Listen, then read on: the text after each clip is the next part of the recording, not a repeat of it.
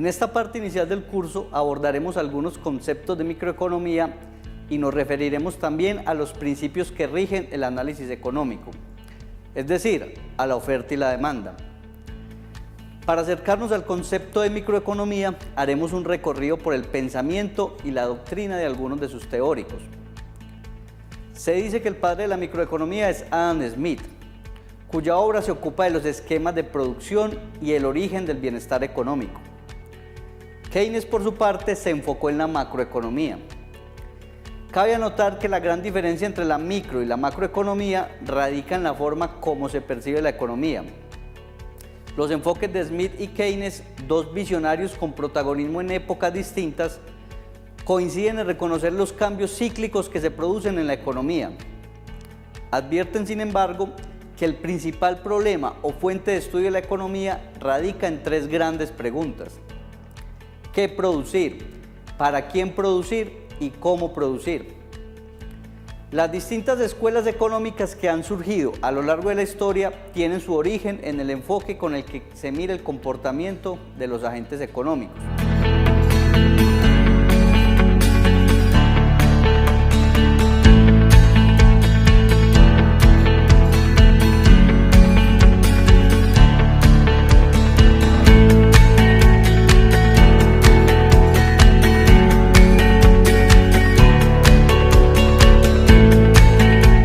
Economía en general.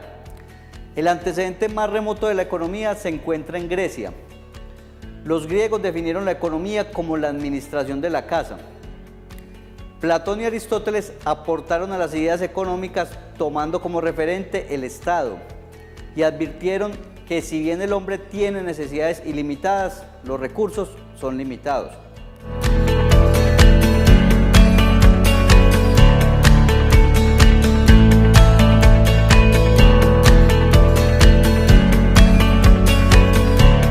Los romanos, por su parte, se enfocaron en la propiedad privada. Entre los distintos aportes que han hecho los estudiosos, destaca el pensamiento fisiocrático, escuela que repara en el desarrollo de la acumulación de excedentes agrícolas a lo que se denomina plusproducto.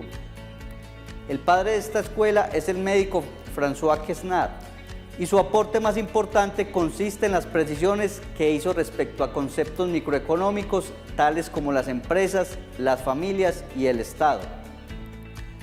Dichos planteamientos incluyen el concepto de competencia perfecta, columna vertebral del sistema capitalista, conocido también como liberalismo económico o modelo de los clásicos representados por Adam Smith, Thomas Malthus, David Ricardo, entre otros. Defienden la teoría de la libertad económica, fundamentándose en que cada oferta crea su propia demanda y que el mercado se regula sin la intervención del Estado.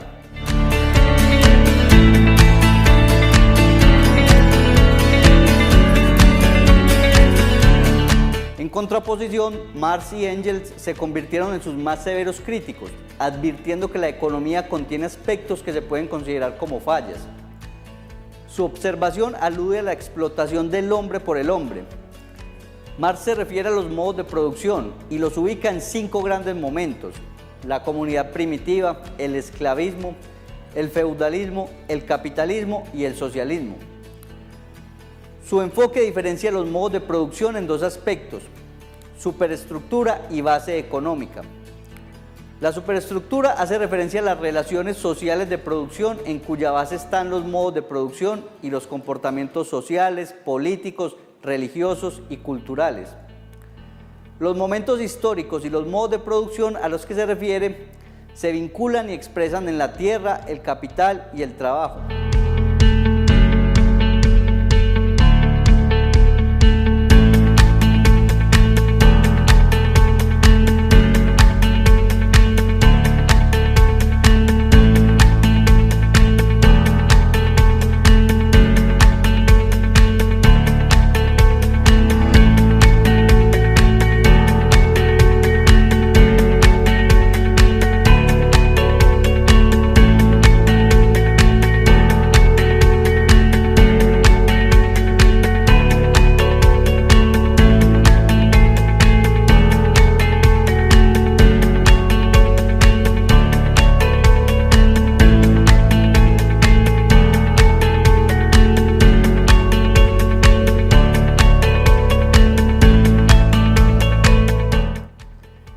Hacer un análisis económico requiere identificar el modelo económico que lo rige.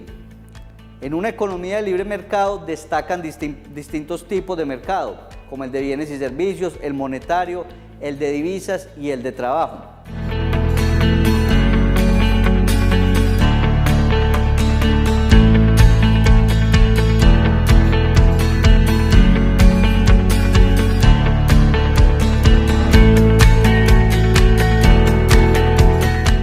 Recordemos que las distintas teorías económicas intentan dar respuestas a preguntas como ¿qué?, ¿para quién?, ¿cómo producir?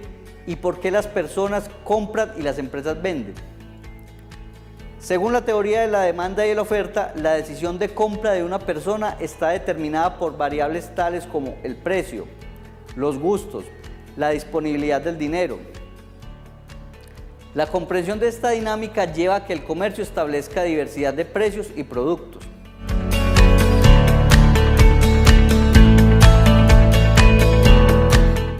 Surge entonces un problema para la economía, como es el hecho que para algunos países o regiones sea más fácil solventar las necesidades de la población que para otros. En Colombia, por ejemplo, los niveles de pobreza dificultan el acceso de los ciudadanos a muchos bienes considerados como básicos. Y de hecho, el índice de necesidades básicas insatisfechas de Bogotá no es comparable con las de la capital de Chocó.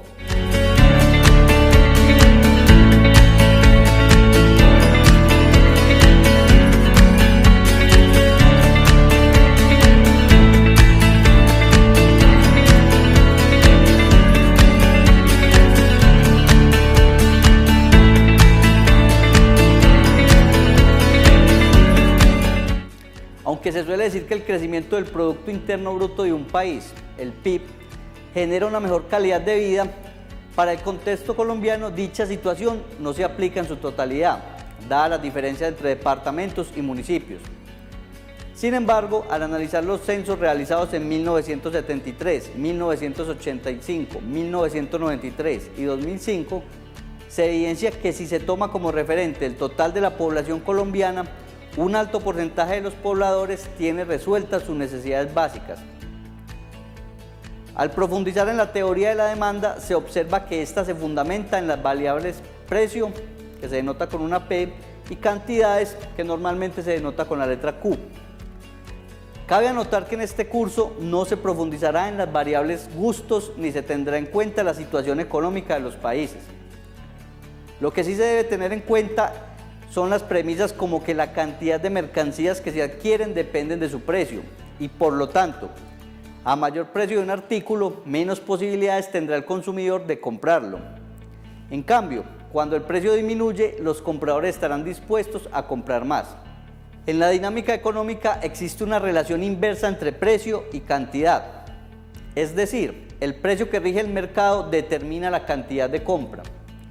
A medida que el precio de la leche, por ejemplo, se reduce, aumenta la cantidad de litros de leche demandada y por lo tanto se evidencia que a menor precio, mayor demanda. Es lo que se conoce como la curva de la demanda. La ley de la demanda no se refleja, sin embargo, en todos los mercados. Las excepciones se evidencian en mercados como el de los monopolios, oligopolios, monopsonios y oligosomnios.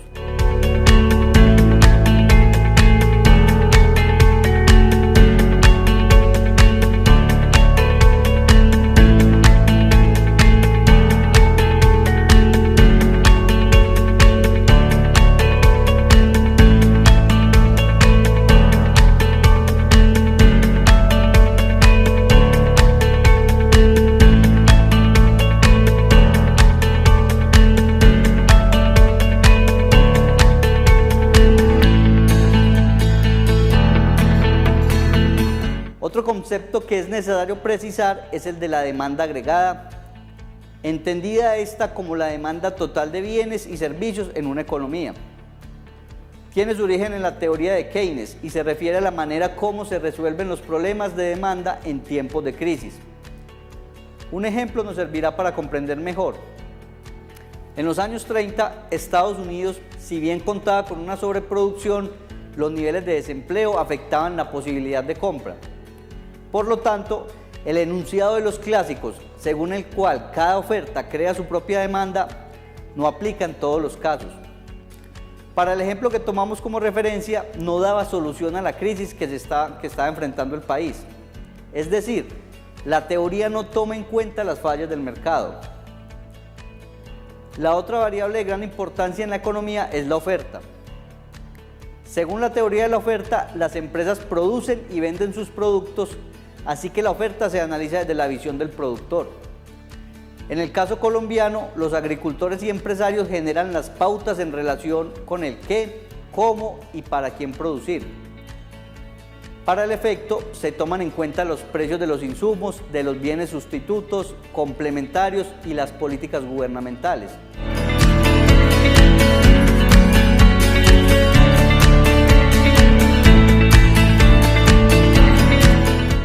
Igual que con la demanda, en la oferta también existe un fenómeno que se conoce como curva de la oferta. La curva de la oferta para el mercado lácteo, por ejemplo, depende de la cadena productiva del sector. En Colombia, el negocio comienza en los hatos lecheros, en donde se aplican unos costos de producción que incluyen el arriendo de la tierra, la producción de pasturas, la vacunación del ganado, los concentrados, las vitaminas, los refuerzos alimenticios y los salarios, entre otros.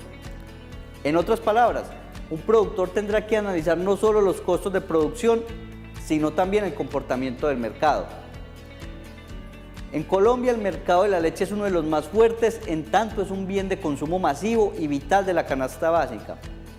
Pero el productor de leche de los hatos dejó de ser un productor directo, tanto que en Colombia se prohibió el consumo de leche de cantina. De acuerdo con lo anterior, el productor hace parte de la cadena productiva en la medida que hace parte de los costos de producción del empresario que acopia y pasteuriza la leche. Al comienzo señalábamos que la microeconomía se encarga del análisis del comportamiento de la demanda y la oferta, desde la perspectiva de los individuos, mientras que en la macroeconomía estas dos variables se analizan tomando en cuenta los valores agregados. Es decir, se toma en cuenta la sumatoria de toda la demanda y la oferta a nivel de país, junto con la política fiscal y la política monetaria.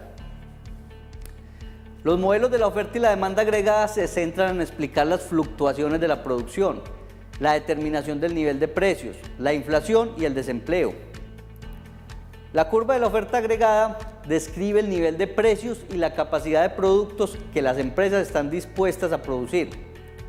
La pendiente es positiva cuando las empresas están dispuestas a abastecer el mercado con más producción a medida que el precio aumenta. Otro concepto que tenemos que aclarar es el de la elasticidad. Para analizarlo, primero hay que entender cómo funcionan los diferentes mercados a nivel global. En este sentido, hay que tener en cuenta que los cambios que sufre el mercado por la irrupción de las nuevas tecnologías desde finales del siglo XX y comienzos del siglo XXI es el de mayor impacto en la economía. El mundo pasó de utilizar la máquina de escribir a la computadora, de las comunicaciones convencionales a la internet, al teléfono móvil. Todos estos cambios repercuten indudablemente en la economía y en los mercados.